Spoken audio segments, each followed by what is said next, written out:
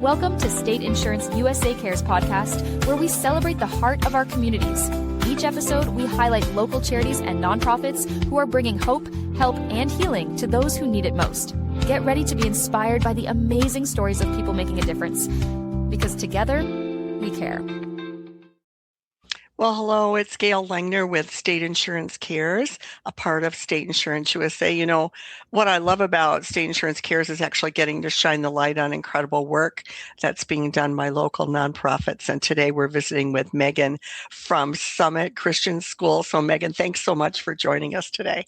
Thanks for having me. I'm so excited.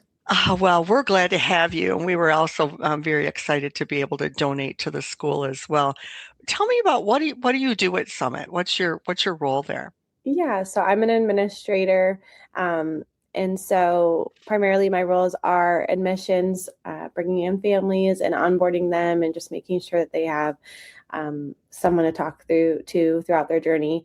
And then communications, internal and external. So making sure that our teachers know what's going on. I really want to change what customer service looks like in education. And so if they know what's going on, they can communicate effectively. And then communicating to our families as well, and changing that as well. And then I do events. So our larger fundraisers, our external things, and then our internal things like, graduations and awards and all the little things in between that keep a school running. And then just supporting our teachers and our families. And, as a leader and administrator, if things come up and you handle them. So that's all you do? Is there anything you don't do? Megan, you're a busy girl. No, for sure. Well, I was really surprised you're right there off from Summerlin. Gosh, I would think that the employees at healthcare, that would be the perfect place to take your kids. It's so close, but you're just tucked away back in there in that beautiful spot. Didn't even know you were back there. That is something we hear all the time. That's something that we are trying to change. The school is 35 years old this year in August. And so we are just trying to change that narrative. I hear that all the time. And so we're trying to get out there on social media and advertising in the radio. And, it's just it's the thing that we truly hear all the time. And so we're definitely trying to change that. But we do have a beautiful campus tucked in. Oh, it's gorgeous. Yeah. Gorgeous back there. I wish you could put like a big sign on the other side of the trees, there on Summerlin where people could see it. But I know it. Well, what's Summit's mission? What do you strive toward there at your school? I know you have smaller classrooms that, as if I were back being a young mom again, I know that would really float my boat. It really would. No, it would. Those smaller classrooms, I think once the classrooms get, relatively large, your child loses a lot of self in that. So it really, they do. And they get lost in, the hustle and bustle of just being in a larger school. And so for, the last 35 years, our mission has been to provide an excellent education rooted in God's word. And we're looking to potentially revamp that, but that same mission will, hold true. But just really making sure that kids are seen and known and loved at their core. And they're not just a number more than anything. Right. So, some may be going a lot quicker, some may be struggling or whatever. And I think the smaller classrooms really, like I said, as a young mom, that would have really attracted me. I joke, but I do mean this, is it reminds me of like a 90s throwback school, right? To where we're intentionally not one-to-one with iPads and Chromebooks because we want them to learn from a teacher. And you walk down the hall and it just looks sweet. You have like the little backpacks on the hooks outside and I don't know. We just let kids be kids. And I think that's what's missing in education. And people are finally realizing that and like pulling back a little bit and realizing like, you don't have to be in a seat 8 hours a day to learn well. That doesn't equate to good learning. And so, we start our day off with recess. Like, how can you learn if you're sleepy? Well, that's so smart. It Yeah, is. wake up a little bit and enjoy the day and spend some time with friends. This is a day the Lord has made.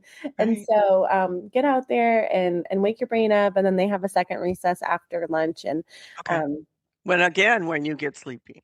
again, when you get Right. Exactly. Right. That's super yes, smart. We yeah, actually donated to All Start Athlete Foundation as well. And one of the things that they said is they wanted kids to be kids. But of yeah, course, that means sports. And what's sports? Expensive. So, I yeah, love your let kids be kids. I love that. That's absolutely wonderful. So, well, I was going to ask you what makes Summit unique, but I think we already know. I mean, yeah. I mean, that's, the small class sizes is one of them. We like to see classes somewhere between 16 and 20, depending on the makeup of um, the classroom.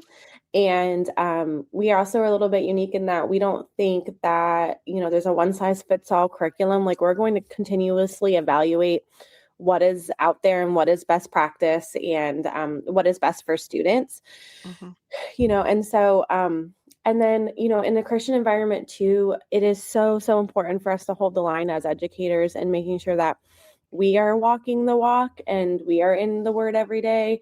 Um, and so that's something that we try to really guard and even provide time for during the work week. And so that's important to us too. How do you integrate Bible into everything if you don't know the Bible?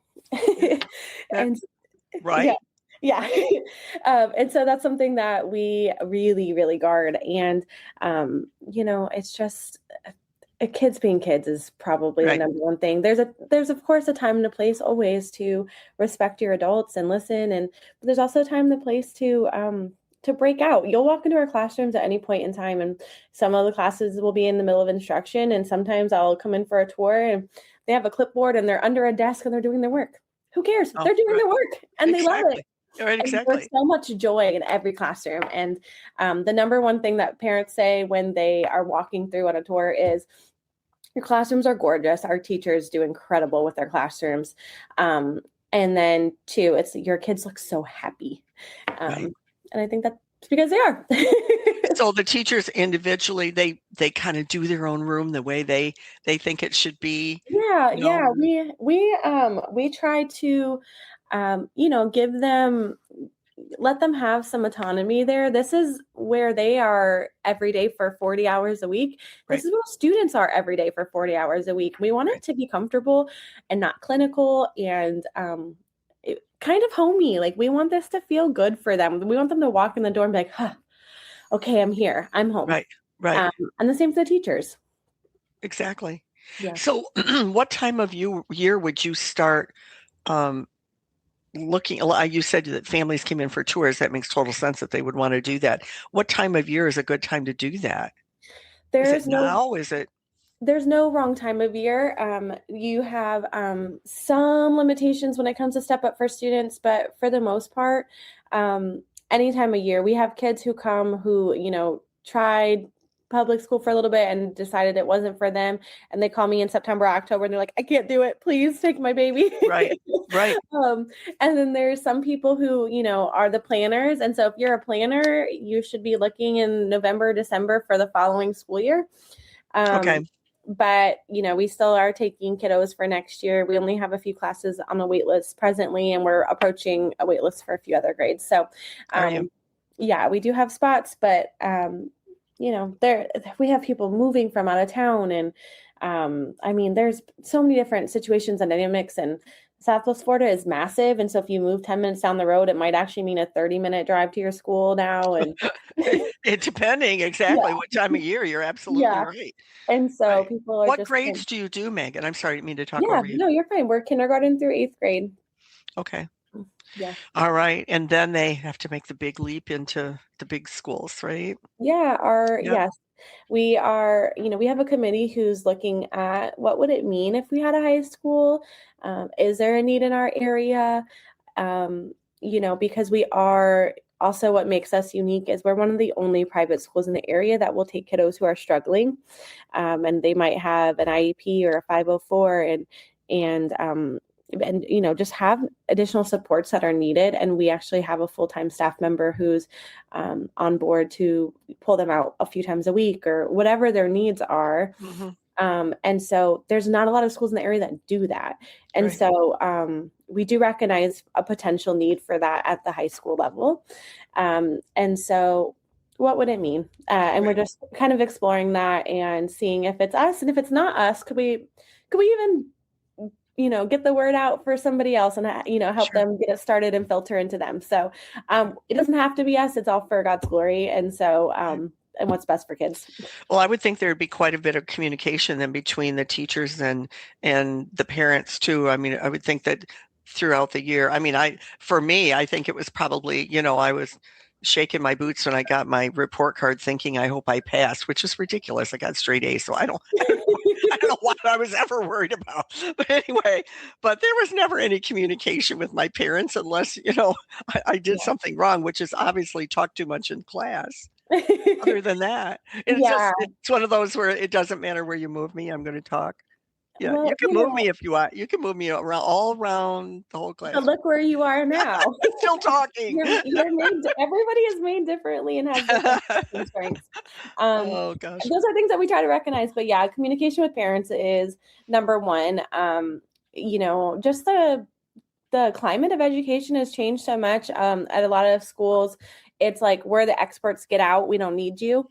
And our approach is entirely different. It is, it takes all of us, a triangle of church and school and home, with home as the leader, but like, we're here as supports. And so how can we do that if you don't know what's going on and you don't have any idea where your child is at?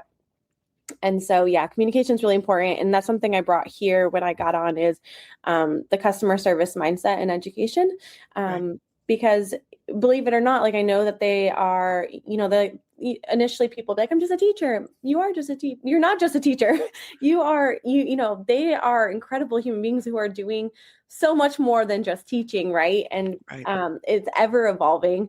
And customer service is one of those things, like you just really have to serve the families and be in true partnership with them. And so that's something that we strive for all the time. The perfect word. Perfect. Yeah. Well, Megan, I know we're close to kind of wrapping up here, but I did want to know, how could the community actually support the school, even if they don't have children that go there? Yeah, there's so many ways, right? We have a new head of school, and Dan Vanderpool, and he is incredible. And so, if they've heard about our school in the past, or, have toured it in the past, it's a good opportunity to come back and see the school and meet the new visionary and get behind that. If they just sharing the word about us, talking about us, if they hear a friend talking about it, and praying for us, praying for our school, praying for our kiddos. As kids have so many different things going on in their lives. And so anything that we can do to cover them in prayer, if they think about it. And then, always we have galas and other fundraising events. And so, financially, if, they would ever like to contribute, reaching out, and we'd be more than happy to have them. Right, exactly. Okay, awesome.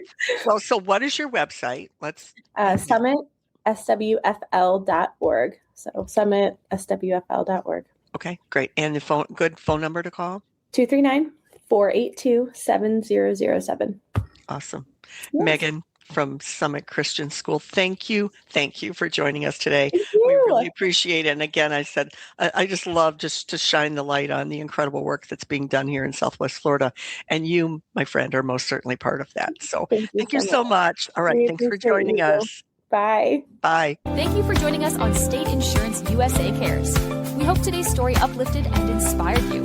If you'd like to support or learn more about the incredible work happening in your community, visit stateinsuranceusa.com or call 239-567-9992. You can also visit CaboWaboGym.com. Until next time, be sure to let your sun shine and keep sharing good and positive vibes wherever the waves take you.